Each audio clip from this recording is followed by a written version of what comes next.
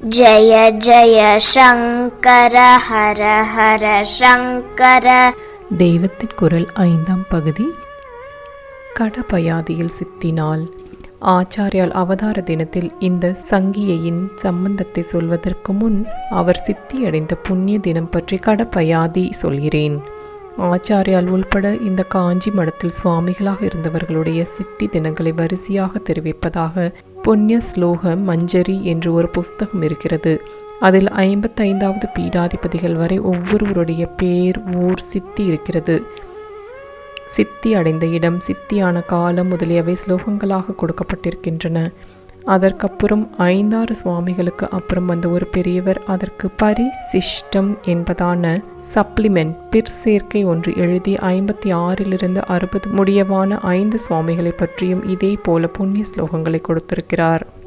மூல நூலான புண்ணிய ஸ்லோக மஞ்சரியில் ஆச்சாரியாலின் சித்தி தினத்தை சொல்லும் புண்ணிய ஸ்லோகம்: மகேசாம் சாத் ஜாதக மதுரம் உபதிஷ்டாத்வய நயஹ மகாமோகத்வாந்த பிரசமன ரவிஹி ரவிஷன்மதகுருஹு பலே ஸ்வஸ்மின் ஸ்வாயுஷி சரசராப்தே அபிசஹலேர் விலில்யே ரக்தாக்ஷிண்ய திவ்ருஷ சிதைஹாதசி பரே.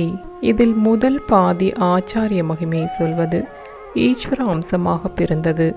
அத்வைதத்தை தம் பாஷ்யத்தால் மதுரமாக்கி உபதேசித்து ஷண்மத ஸ்தாபனம் செய்து அஞ்ஞான இருட்டை போக்கி ஞான சூரியனாக பிரகாசித்தது ஆகியவற்றை சொல்லியிருக்கிறது. பின்பாதியில்தான் நம் சங்கியை சமாச்சாரம் வருகிறது. ரக்தாக்ஷி வருஷத்தில் புருஷ மாசமாகிய வைகாசியில் சுக்லபக்ஷ ஏகாதசியில் சித்தியடைந்தார் என்று கடைசி வரையில் பிளெயினாகவே சொல்லியிருக்கிறது. ரக்தாக்ஷி என்றால் 60 வருஷத்திற்கொரு தடவை வருமே. எந்த ரக்தாக்ஷி என்பதை கலியுகத்தில் இத்தனாவது வருஷமாக இருந்த ரக்தாக்ஷி என்று 3வது வரியில் தெளிவுபடுத்தியிருக்கிறது. சித்தி ஆன போது அவருடைய வயசு என்ன என்றும் சொல்லியிருக்கிறது. இந்த 2 எண்ணிக்கைகளையும்தான் கடபயாதி சங்கியில் வார்த்தைகளாக கொடுத்திருக்கிறது. சரசராப்தே என்பதில் ச ர ச ர என்ற வார்த்தை தான் கலியில் எத்தனாம் வருஷம் என்ற எண்ணிக்கையை சொல்வது. சர என்றால் அம்பு, சர என்றால் போவது. இப்படி ஏதோ வார்த்தை மாதிரி இருந்தாலும் உண்மையில் அது கடபயாதியில் ஒரு நம்பரை தெரிவிப்பதே. காதி நவ சூத்திரத்தின்படி கொஞ்சம் கணக்கு போட்டு பார்க்கலாம். ச என்பது யாத்யஷ்டவில் ய ர ல வ ச என்று 5வதாக வருகிறது. அதாவது அது 5, ர என்பது ய ர என்று 2வதாக வருகிறது. அது 2. ச காதி நவவில் க க க ஞ ச என்று வந்து 6 என்ற நம்பரை கொடுக்கிறது. கடைசி ரவும் 2 தான். சேர்த்து பார்த்தால் சர சர என்பது 5, 2, 6, 2 என்றாகிறது. அதை தலைகீழாக்கணும் அல்லவா? அப்போது 2, 6, 2, 5 என்று கிடைக்கிறது. அதாவது கலி பிறந்து 2625 வருஷமாக வந்த ரக்தாக்ஷியில் வைகாசி சுத்த ஏகாதசியில் ஆச்சாரியர் அவதாரத்தை முடித்தார் என்றாகிறது. ஒரு காலத்தை குறிப்பிட்ட எழுத்துக்களையே எண்களாக்கி சரசர என்பது போன்ற வார்த்தைகளாக சொல்வது போலவே மேல்நாட்டிலும் உண்டு என்று தெரிகிறது. அதை குரோனோகிராம் என்கிறார்கள். ரோமன் நியூமரல்கள் என்று சொல்லப்படும் இலக்கங்களில் 1 என்பது இலக்கங்களில் 1 என்பது 1 ஆகும். I என்ற எழுத்தாகவும் இருக்கிறது. V என்பது ரோமன் நியூமரல்கள் என்று சொல்லப்படும் இலக்கங்களில் I என்பது 1 ஆகவும் I என்ற எழுத்தாகவும் இருக்கிறது. V என்பது 5 என்ற இலக்கமாகவும் V என்ற எழுத்தாகவும் இருக்கிறது. X என்பது 10 என்ற இலக்காகவும் X என்ற எழுத்தாகவும் இருக்கிறது.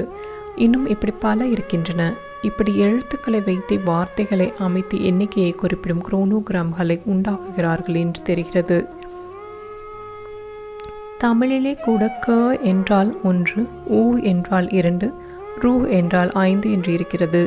அவலக்ஷணமே என்பதை அவ்வை இந்த சங்கீதத்தில்தான் 8.25 லட்சணமே என்றால் அ 8 வ கால்.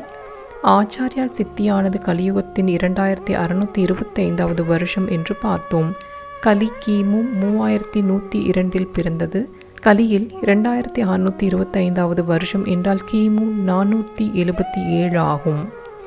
அப்போது அவருக்கு என்ன வயசு என்பதை பலி ஸ்வஸ்மின் ஸ்வ ஆயுஷு என்று சொல்லியிருக்கிறது. பலி என்பதில் வரும் பல என்பதில் ஒரு சிலேட இருக்கிறது. ப ல என்ற 2 எழுத்துக்கள் 2 எண்களை குறிப்பதாக கொள்ளும்போது தன்னுடைய ஆயுளில் அந்த எண்ணிக்கை கொண்ட வயசில் என்று அர்த்தம். விலில் ஏ லயமடைந்தார், அந்த வயதில் தமது நிஜஸ்வரூபமான பிரம்மத்தில் லயித்து விட்டார் என்று அர்த்தம் கொடுக்கும்.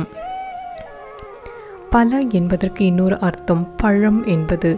ஒரு விதை போட்டால் அதிலிருந்து முளைவிட்டு செடியாகி மரமாகி கடைசியில் முடிவான பலனாக எது வருகிறதோ அதுதான் பலம் என்னும் பழம். அப்படி தம்முடைய ஆத்மாவாகவே உள்ள முடிவான பலனில் லயித்து விட்டார் என்பது இன்னொரு அர்த்தம். பலி ஸ்வஸ்மின் தன்னிலையே பலன், தான் தானாயிருப்பதிலேயே நிறைவு. யங்யம், தானம், தபஸ், பக்தி, ஞானம், இன்னம் என்னவெல்லாம் உண்டோ அத்தனைக்கும் பலமான தம்முடைய பரமேஸ்வர ஸ்வரூபத்திலேயே லயமடைந்து விட்டார் என்று அர்த்தம்.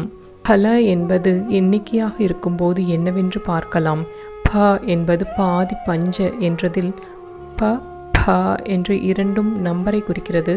ல என்பது யாத் யஷ்டலில் ய ர ல என்பதாக 3ஆம் நம்பராய் இருக்கிறது. 2ஐயும் சேர்த்தால் 23, இதை மாற்றி போட்டால் 32. தம்முடைய 32வது வயசில் ஜீவ யாத்திரையை முடித்து லயமாகிவிட்டார் என்று தெரிந்து கொள்கிறோம். ஜெய ஜெய சங்கர ஹர ஹர சங்கர.